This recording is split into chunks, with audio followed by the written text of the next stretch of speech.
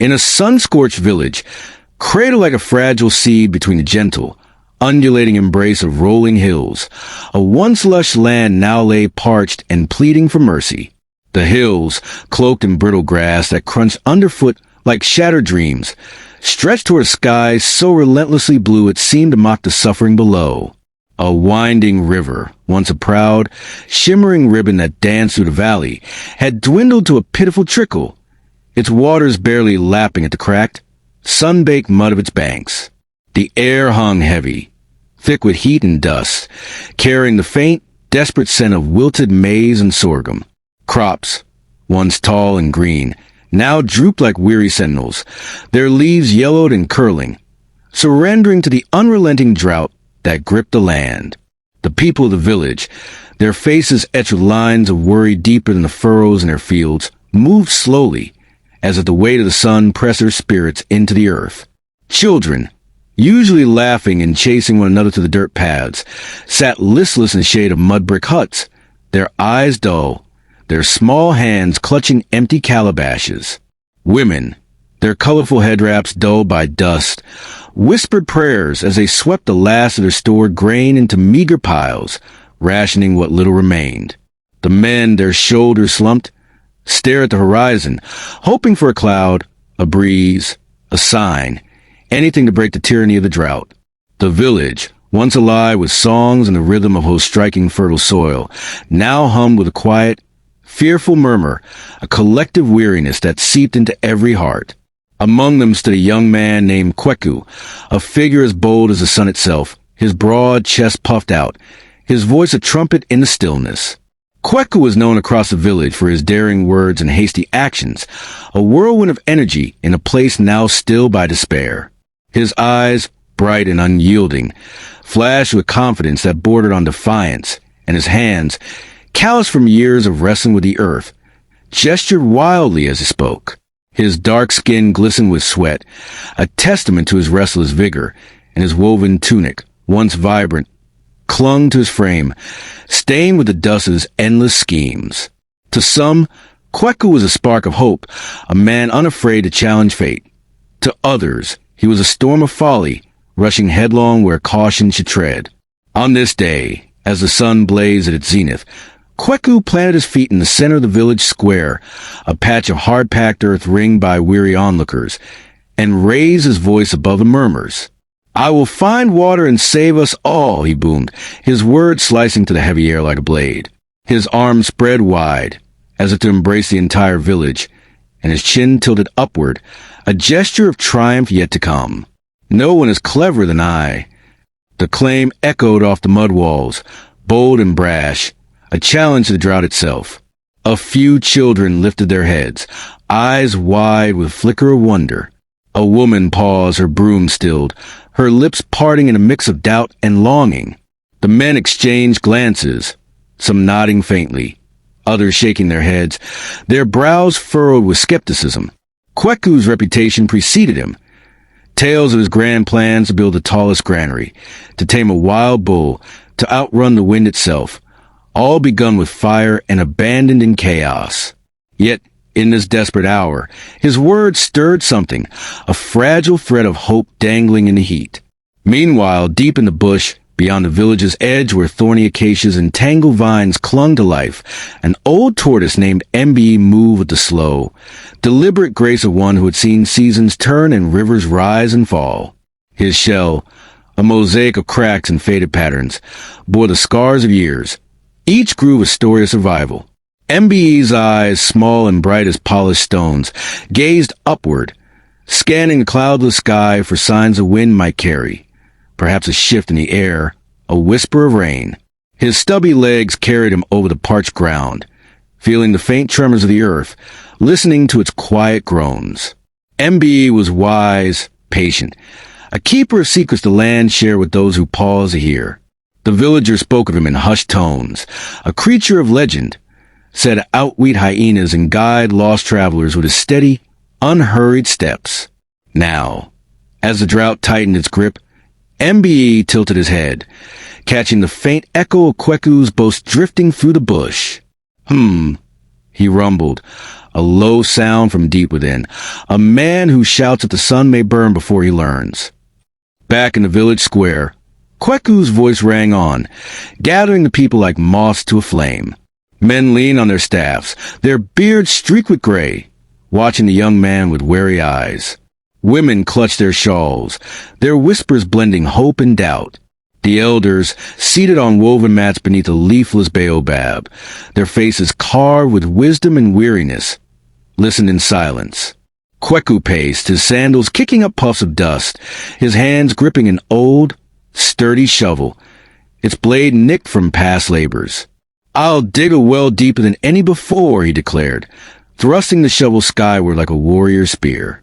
"Water will flow and you'll praise my name." The words burst forth, a promise as grand as the hills, and a ripple of murmurs spread through the crowd.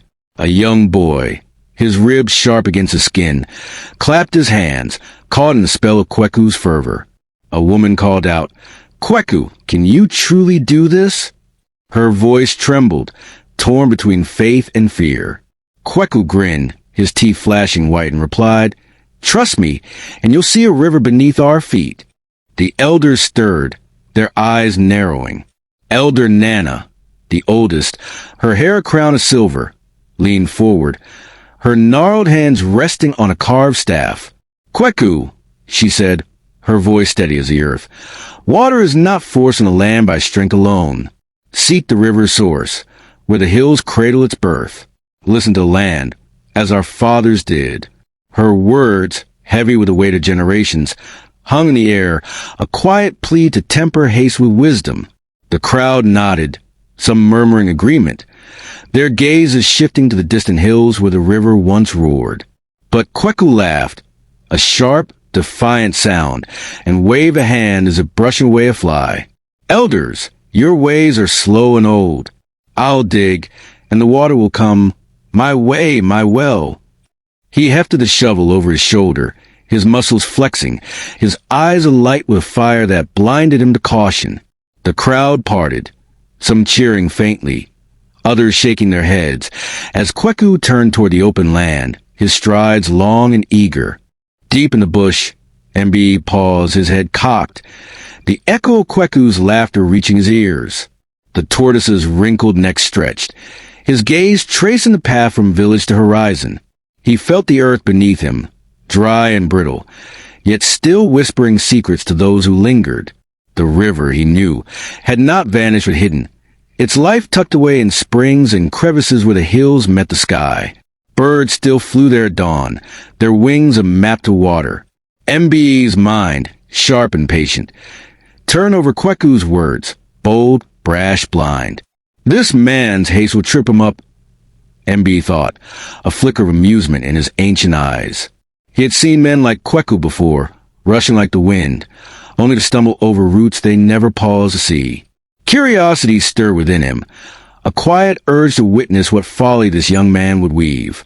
With a slow, steady step, MBE plodded forward, his shell scraping against dry leaves, following the trail of dust Kweku left in his wake. In the village, the crowd lingered, their voices a tapestry of hope and doubt. A young girl, her braids tied with faded thread, tugged at her mother's skirt. "Mama, will Kweku find water?" Her mother, her eyes tired, sighed and said, "Child, hope is good, but wisdom is better." The men debated, some admiring Kweku's courage, others muttering of his pride. Elder Nana watched, her staff tapping the ground, her lips moving in a silent prayer to the ancestors for guidance.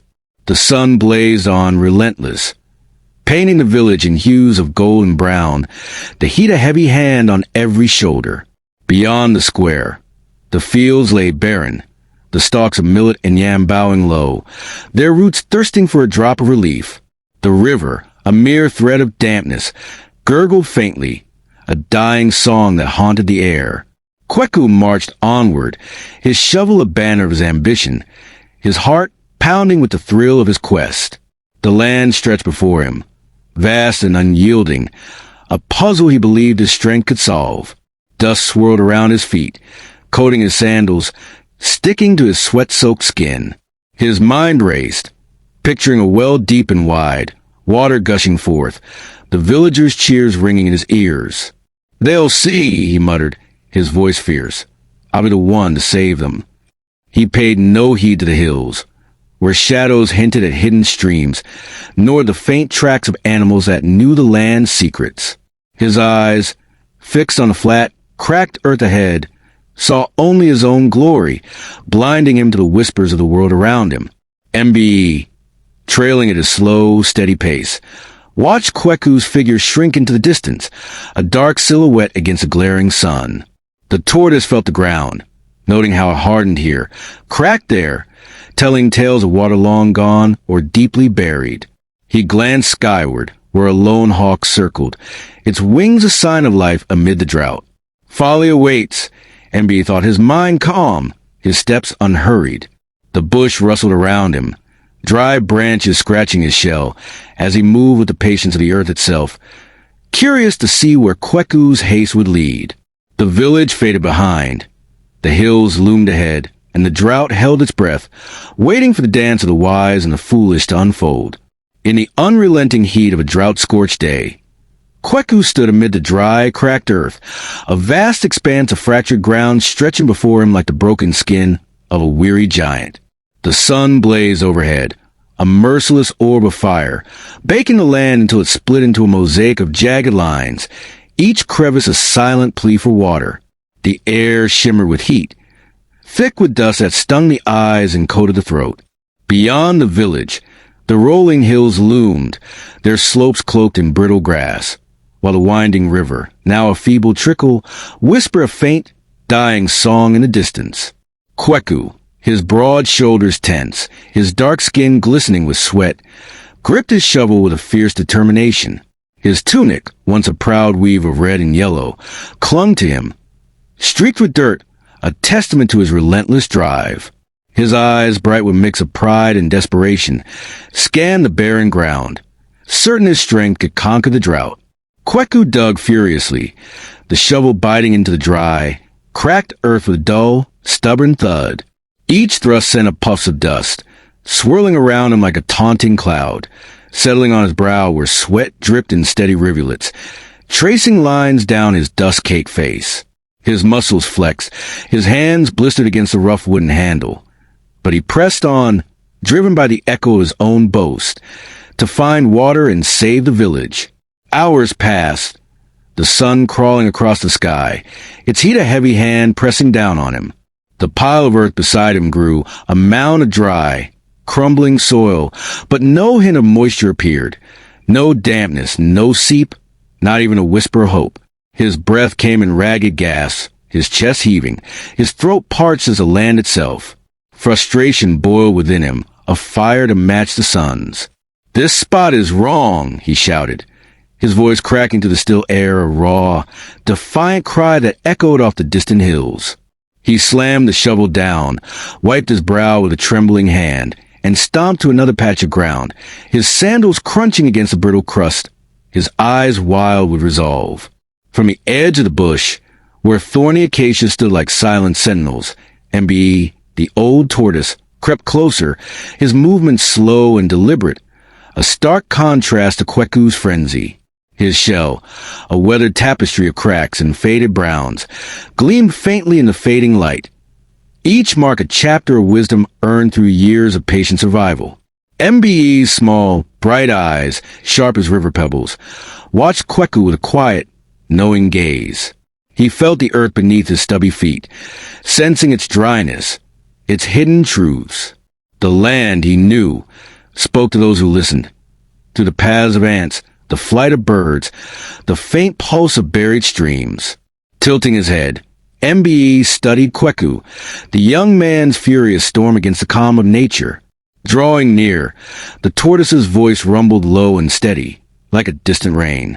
"Young man, why not ask the land where water hides?" he said, his word gentle, a plea to pause and ponder. The question hung in the air, simple yet profound, a thread of wisdom offered to a heart too rushed to grasp it. Kweku paused, his shovel mid-air, sweat beating on his forehead like dewdrops on a leaf. He turned, his eyes narrowing at the sight of the slow, ancient creature, its shell dusted with the earth's dry breath. A laugh burst from him, sharp and mocking, cutting through the stillness like a blade. "A slow creature like you knows nothing," he scoffed, his voice dripping with disdain. He waved a hand, dismissing MB as if shooing a fly, his chest puffed with pride. "I'll find my way." His words rang with the confidence of youth, untested and unbowed, blind to the lessons of the land. He turned back to the earth, plunging the shovel in again, his grunts of effort blending with the scrape of metal on soil. MB watched, his head shaking slowly, a faint, sorrowful motion. Haste blinds the eyes, he thought, his mind calm, his heart heavy with the weight of Kweku's folly. With a quiet sigh, the tortoise wandered off, his steps unhurried, blending into the bush, leaving Kweku to his furious labor. The sun dipped lower, painting the sky in hues of orange and gold, the heat easing into a warm, heavy dusk. Kweku dug on, his arms aching, his mouth dry as the dust that swirled around him. His new spot yielded nothing, more dry earth, more cracks, no water. His strength waned, his body trembling with exhaustion, his thirst a clawing beast within. He leaned on his shovel, panting, his eyes darting across the barren land, desperation creeping into his heart. As shadows lengthened, a figure emerged from the twilight, a sly jackal, its fur a mottled gray, its eyes glinting with cunning. The creature padded forward, its tail flicking, a grin curling its muzzle, sharp and knowing. "I know where water lies," the jackal said, its voice smooth as a river stone, laced with a trickster's charm. Kweku's head snapped up, hope flaring in his chest, his weariness forgotten. The jackal's grin widened, its eyes narrowing. "But you must give me your best goat," it added, a gleam of greed in its gaze. Kweku's mind raced, torn between caution and need. His best goat, strong, fat, a prize of the village, grazed back home, a treasure for his family, a buffer against the drought's hunger. Yet water, the lifeblood of the land, dangled before him, a promise to fulfill his boast. Desperation won, drowning the faint whisper of doubt. "I'll do it," Kweku said, his voice hoarse, his eyes alight with reckless hope. "Wait here." He dropped his shovel, its blade clanging against the earth, and raced toward the village, his feet pounding the cracked ground, dust trailing behind him like a fading dream. The jackal's grin lingered, a silent laugh in the gathering dusk, its tail swishing as it watched him go, a predator savoring a game already won. Hidden nearby, behind a cluster of dry, tangled vines, MB peered out, his sharp eyes catching the scene. The tortoise had lingered, curiosity and concern keeping him close, his slow steps masked by the rustle of brittle leaves. He saw the jackal's sly grin, heard the bargain struck, and felt the earth's quiet warning beneath his feet. "A fool trades treasure for tricks," MB muttered, his voice a low rumble, a lament for Kweku's haste. He knew the jackal, a creature of cunning, a weaver of lies who thrived on the desperation of others. The land held no water where the jackal lingered, only sand and deceit. MB's heart, heavy with wisdom, ached for the young man, but he knew lessons came not from words but from the sting of folly. He tucked his head, his shell blended with the shadows, watching as the scene unfolded. Kweku returned breathless, his tunic damp with sweat, leading his best goat, a sturdy beast with a glossy coat, its horns curved, its eyes gentle. The animal bleated softly, confused, its hooves scuffing the dry earth as Kweku pulled it forward. His chest heaved, his face alight with hope, a hero's vision dancing in his mind. Water flowing, the village saved, his name sung in praise. The jackal stepped forward, its grin sharp, its eyes glinting like stars in the dusk. "Follow me," it said, its voice a silken lure, and it turned, padding toward a stretch of sandy ground, a shallow dip between two low rises, the earth pale and dry as bone. Kweku trailed, the goat tugging at its rope, his heart pounding with anticipation. The jackal stopped at the sandy pit, its tail flicking, and gestured with a paw. "Here lies water." It lied, its voice dripping with false promise. Before Kweku could bend to dig, The jackal seized the goat's rope, yanked it free, and darted into the bush, its laughter a high, mocking cackle that echoed through the twilight. Kweku lunged, shouting, "Come back!" But the jackal vanished, the goat's bleats fading into the distance. Kweku stood, stunned, his hands empty, his eyes wide with shock. He dropped to his knees, clawing at the sandy pit, his fingers scraping through loose, dry grains. No water came. No dampness, no hope, only sand slipping through his grasp like his fading dreams. His chest heaved, a mix of rage and despair, his throat raw with thirst and betrayal. The dusk deepened, the sky a bruise of purple and gold, the land silent but for the faint rustle of the bush. No water was there, only the sting of his folly, the weight of a treasure lost to a trickster's grin. The sun hung low, a fiery orb sinking toward the horizon, casting long, wavering shadows across the sun-scorched village nestled between rolling hills. The land, gripped by a merciless drought, lay cracked and pleading, its surface a tapestry of fissures, like scars on a weary elder's face. The winding river, once a lifeline of laughter and abundance, now whimpered as a mere trickle, its muddy banks baked hard, its waters barely a whisper in the stifling air. Dust swirled in lazy eddies, coating the wilted crops, maize and yam stalks drooping like defeated warriors, their leaves brittle and yellow. The village hummed with a quiet despair, the air thick with heat and the faint, acrid scent of parched earth. Huts of mud and thatch stood silent, their shadows stretching long, as if reaching for relief that never came. Kweku trudged back to the village, his shoulders slumped, his hands empty, goatless and without the water he'd sworn to find. His tunic, streaked with dust and sweat, clung to his broad frame, the once bright weave of red and blue dulled by the day's toil. Sweat beaded his brow, tracing grimy lines down his dark skin, his eyes burning with a mix of shame and defiance. The loss of his best goat to the sly jackal's trick stung like a thorn and the sandy pit's betrayal. Yielding no water, weighed heavy on his heart. His sandals scuffed the cracked ground, each step a reluctant return to the people he'd vowed to save. As he entered the village square, a patch of hard-packed earth ringed by mud-brick homes, the villagers gathered, their faces etched with weariness and doubt. Women paused, their calabashes empty, their colorful head wraps dulled by dust. Men leaned on staffs, their eyes narrow, while children peered from behind skirts, their gazes curious yet dimmed by hunger. The murmurs began, soft at first, like the rustle of dry leaves, then growing into a ripple of voices. "He's all talk and no wisdom," a woman whispered, her voice sharp, her hands clutching a worn shawl. A man nodded, his beard streaked with gray, muttering, "Kweku boasts, but the land stays dry." An elder, seated on a woven mat beneath a leafless baobab, tapped his staff, his eyes heavy with disappointment. The words stung Kweku, each one a pebble against his pride, but he lifted his chin, his jaw tight, unwilling to bend. His heart raced, a storm of anger and resolve, still clinging to vision of water gushing forth, the village cheering his name. He stood in the square, his empty hands clenched, the weight of their doubt of fire in his chest. From the edge of the crowd, MB, the old tortoise, approached, his steps slow and steady, a quiet contrast to the chaos of Kweku's return. His shell, a rugged mosaic of cracks and faded browns, gleamed faintly in the dying light, a testament to years of patient survival. MBE's eyes, small and bright as polished stones, studied Kweku with a calm, knowing gaze.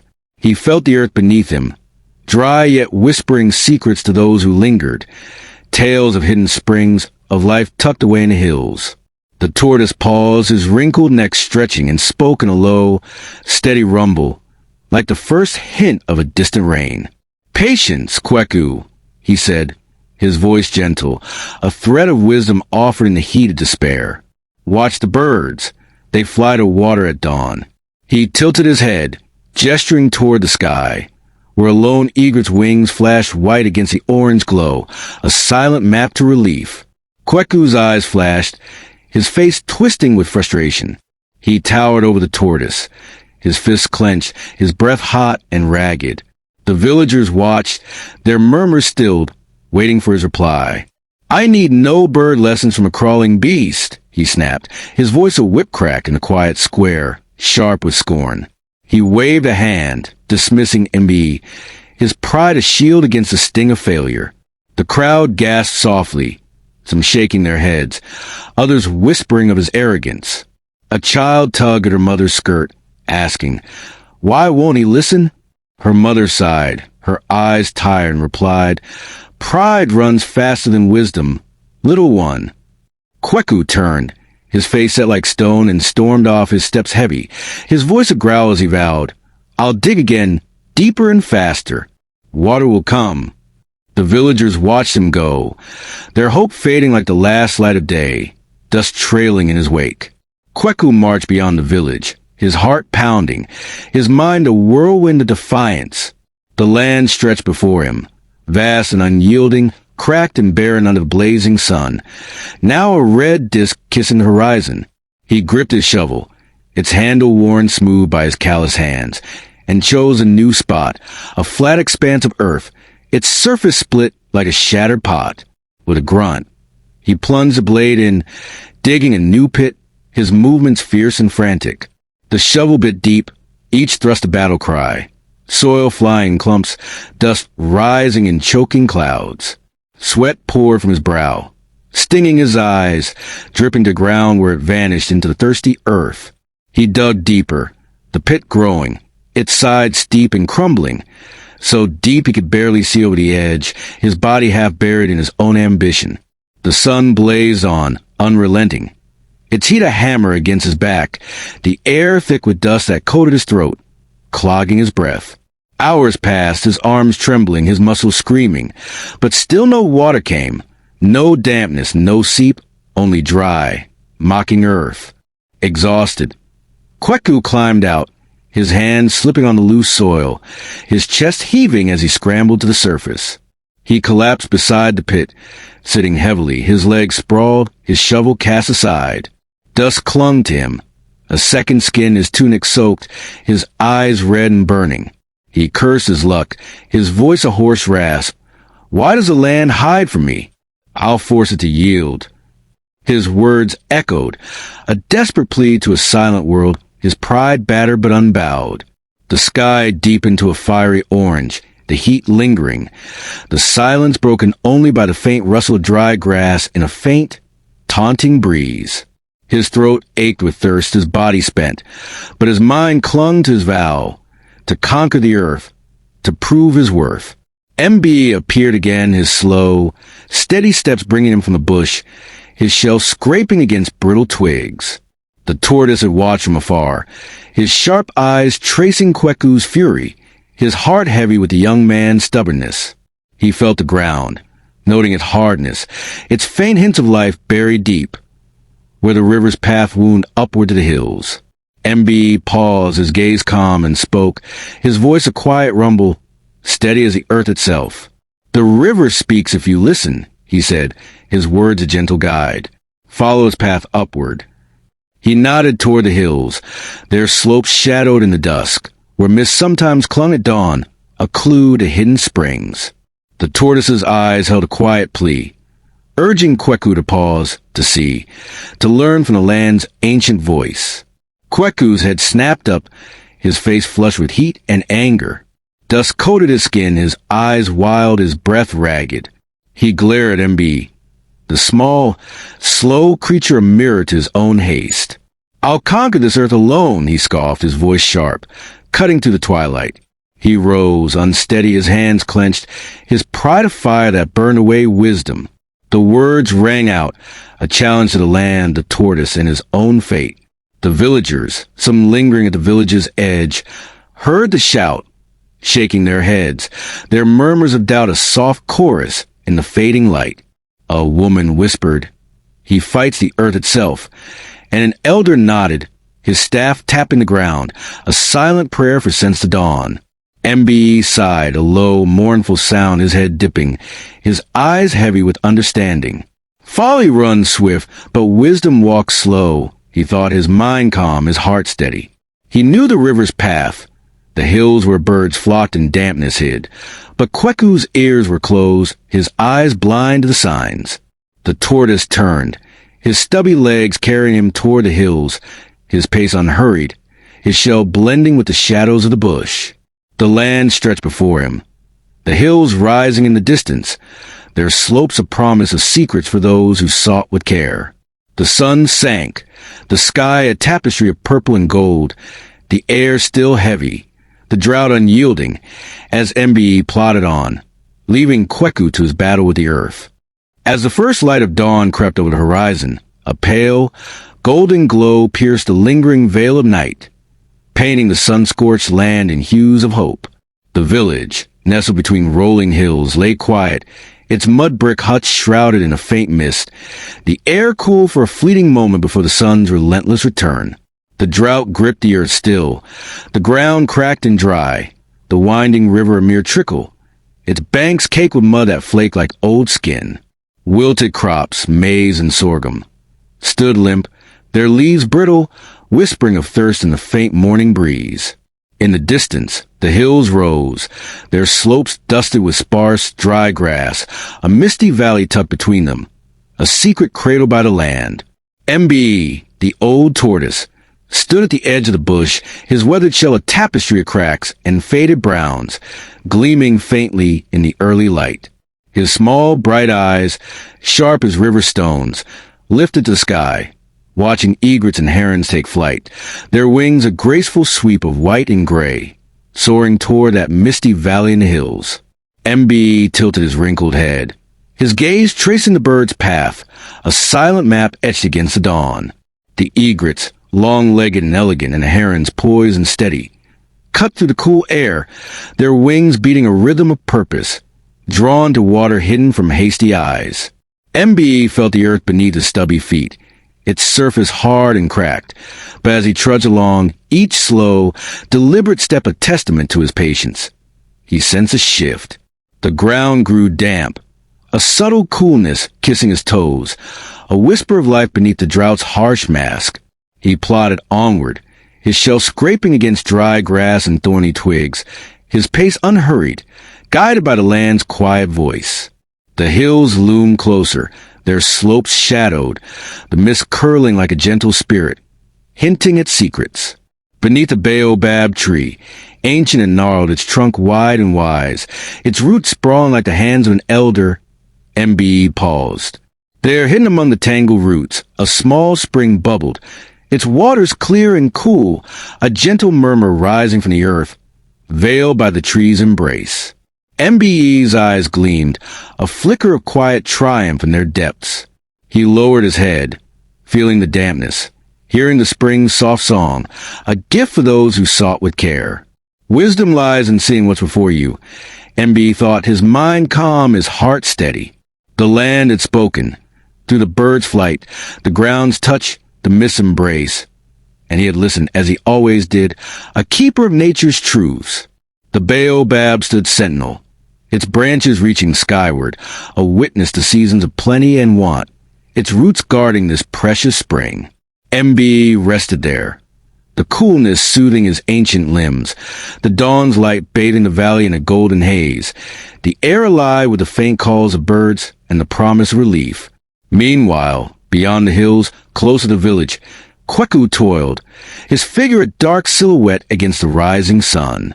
His hands, blistered and raw, gripped his shovel, the wooden handle slick with sweat and blood from skin rubbed sore. His tunic, torn and caked with dust, clung to his broad frame, his dark skin streaked with grime, his eyes wild with temper as hot as the coming day.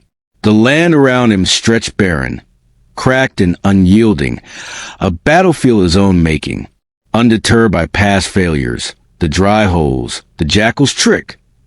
Kweku dug yet another pit, his movements frantic, the shovel biting deep into the earth. Dust flew, coating his face, stinging his eyes, but he pressed on, driven by a stubborn vow to conquer the drought, to prove his boast that he'd save the village. His breath came in ragged gasps, his muscles ached, his temper flared, a fire fueled by frustration and pride.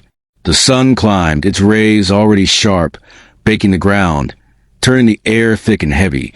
But still no water came, only dry, crumbling soil mocking his effort. Kweku's fury grew, his grunts echoing in the stillness, his shovel striking harder, deeper, as if force alone could bend the earth to his will. He dug a new pit, this one deeper than any before, the side steep and treacherous, the hole swallowing him until his head barely cleared the edge. Dust choked him, a dry cloud clogging his throat, coating his lungs, his sweat dripping to vanish into the thirsty ground. The sun blazed, a relentless hammer, its heat pounding his back, his vision blurring with exhaustion. Then, with a low, ominous rumble, the earth betrayed him. The pit's walls, weakened by his reckless digging, collapsed, a cascade of soil and rock tumbling down. Kweku cried out, a sharp, desperate sound, as the rubble trapped his leg, pinning him in the pit's depths. Pain shot through him, a searing jolt, the weight of the earth heavy on his shin, his body half buried in his own folly. He shouted for help, his voice hoarse, raw with panic. Help! Someone, please! But the village was far, its huts a distant blur, the silence swallowing his pleas. MBE, resting by the spring, tilted his head, his sharp ears catching the faint, frantic cries carried on the morning breeze. The tortoise stirred, his heart heavy but steady, his wisdom tempered by compassion. He plodded forward, his steps slow, deliberate, the damp ground giving way to drier earth as he left the valley, his shell brushing against brittle grass. The sun rose higher, its light gilding the hills, the air warming, the mist fading like a dream. Kweku's shouts grew louder, a desperate edge to them, and MBE followed, his pace unhurried but purposeful, guided by the sound. He crested a rise, the pit coming into view, a gaping wound in the earth. Kweku trapped within, his face twisted with pain, his hands clawing at the rubble. Dust coated him, his tunic torn, his leg pinned beneath a jumble of soil and stone, his eyes wide with fear and exhaustion. MBE approached, his small eyes studying the scene, his mind turning over the cost of haste. He paused at the pit's edge, the ground crumbling slightly beneath his feet, and spoke, his voice a low, steady rumble, like the spring's gentle flow. "Foolish man," MBE said, his words firm yet tinged with sorrow. "Your haste has buried you. Will you listen now?" The question hung in the air, a lifeline offered to a soul adrift, a chance to trade pride for wisdom. Kweku, his breath ragged, his leg throbbing with a pain that pierced his stubborn heart, looked up, his eyes meeting MBE's. The tortoise stood calm, a small, ancient figure against the dawn, his shell a shield of patience, his gaze a mirror to Kweku's folly. The young man's chest heaved, sweat and dust mingling on his face, his hands trembling as they gripped the earth. Pain taught him what pride could not. His strength alone had failed, his boast crumbled like the pit's walls. Humbled, Kweku's defiance melted, his shoulders sagging, his eyes dropping for a moment before lifting again, a flicker of surrender in their depths. He nodded a slow, quiet motion, his voice silenced by the weight of his lesson.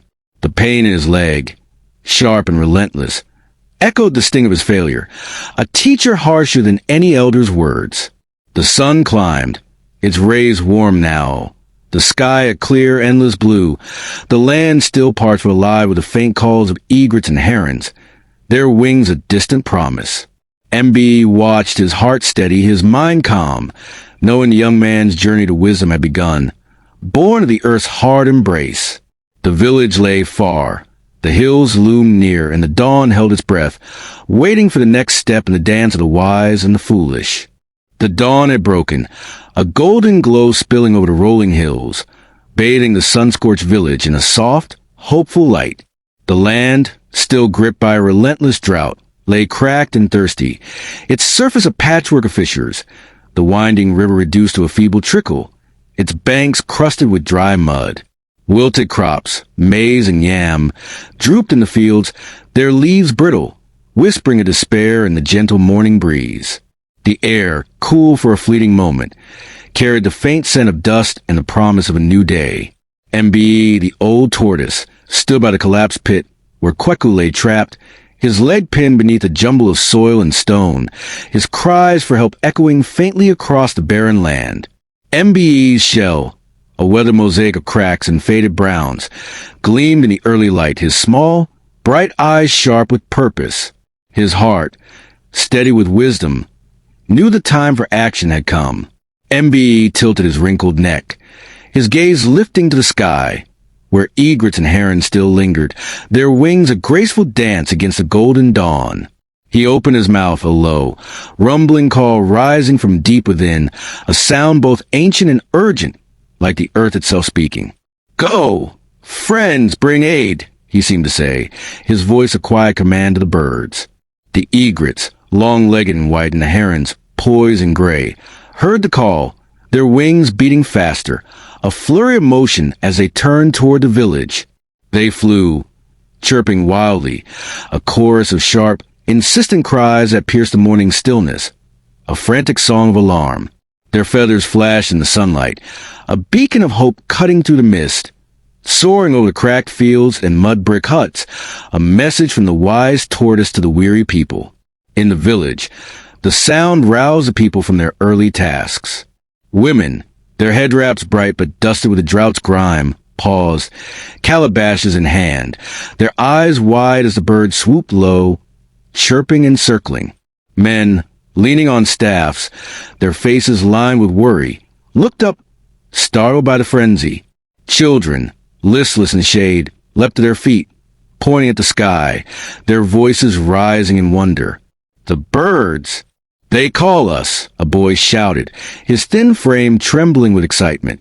Elder Nana, her silver hair crowned, her gnarled hands gripping a carved staff, stepped from her hut, her sharp eyes tracing the bird's path. "The tortoise speaks," she murmured, a spark of belief in her voice. The villagers gathered, their weariness lifting, replaced by a surge of purpose. They grabbed hoes, ropes, and mats, rushing toward the sound, their feet pounding the cracked earth, dust swirling in their wake, amazed at the thought of MBE's cunning guiding them.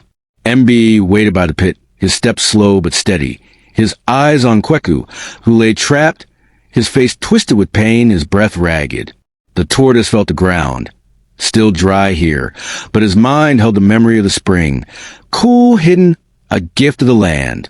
The villagers arrived, a wave of motion and voices, their eyes wide with shock as they saw Kweku, his leg buried in rubble, his tunic torn and caked with dust.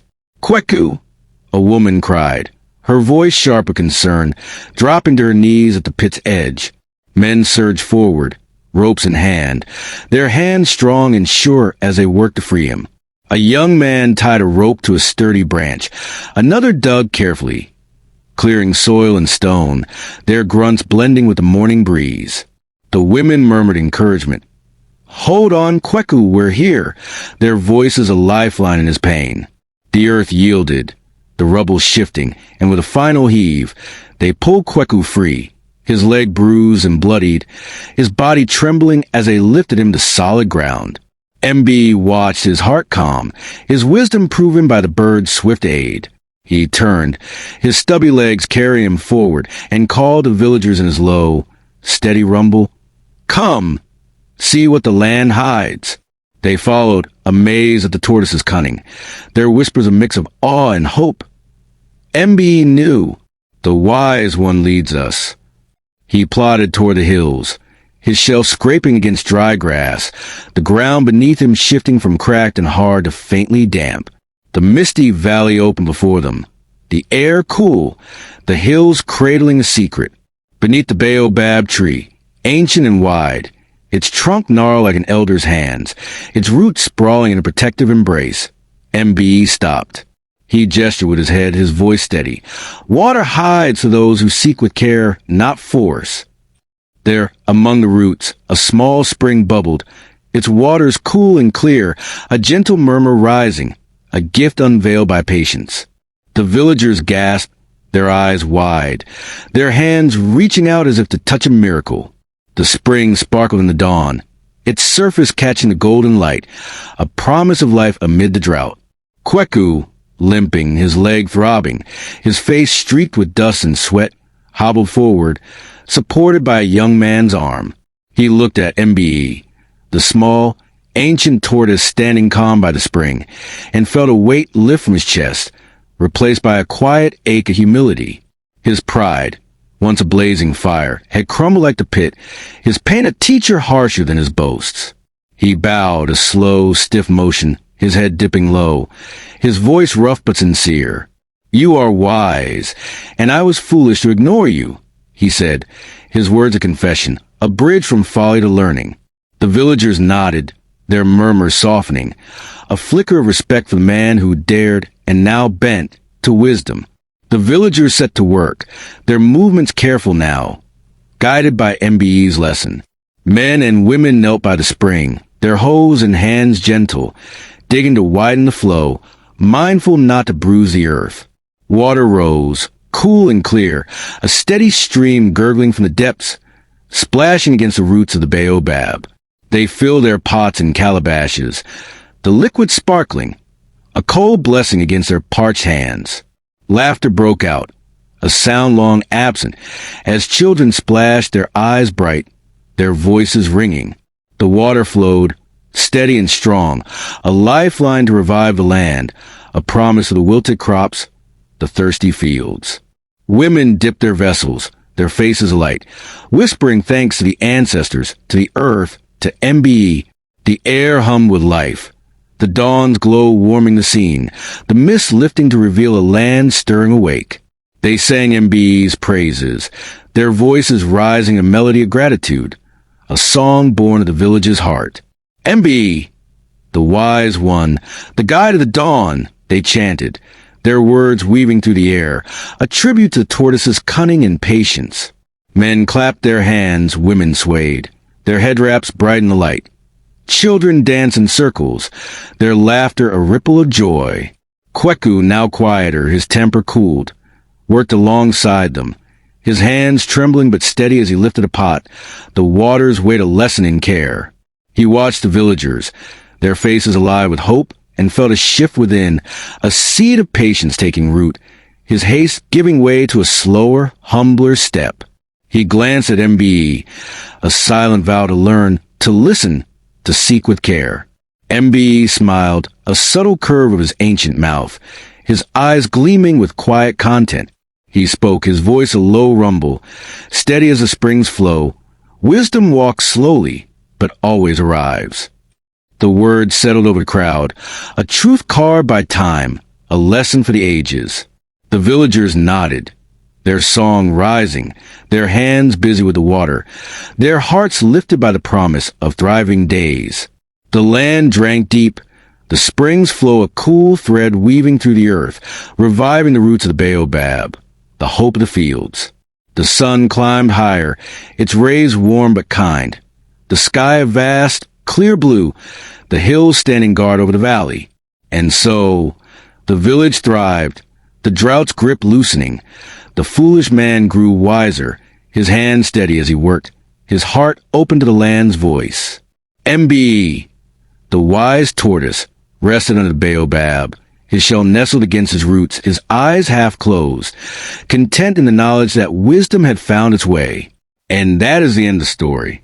Moral lesson of the story: always listen to advice from wise elders, and don't be too quick in concluding what you know nothing about. I love you. Thank you for watching today's episode of Luxury and Adventure Stories, where every tale is draped in elegance, but stitched with real emotion. Bellhop Bell, if this story moved you, please don't forget to like, share, and subscribe. Your support keeps the journey going, one story at a time. Speech Balloon, drop a comment below. What would you have done in their place? Movie Camera new episodes drop every week. Trust me, you don't want to miss what's coming next.